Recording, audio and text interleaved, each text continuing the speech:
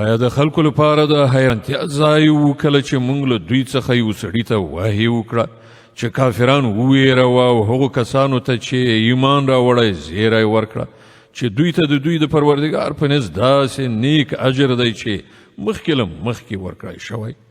کافرانو وویل چې بېشکه دا سړی ښکاره کوډګر دی.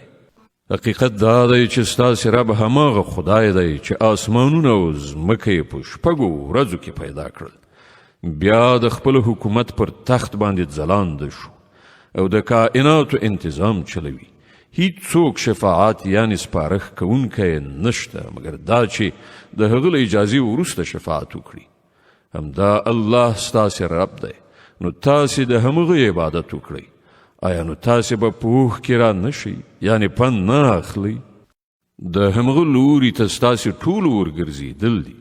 دا د الله پخه وعده ده. بېشکه پیدایښت همغه پیل کوي بیا به یې همغه دوهم ځل پیدا کړي تر څو کوم خلکو چې ایمان راوړی دی او ښه عملونه یې سرته رسولي دي هغو ته په پوره انصاف سره مکافات ورکړي.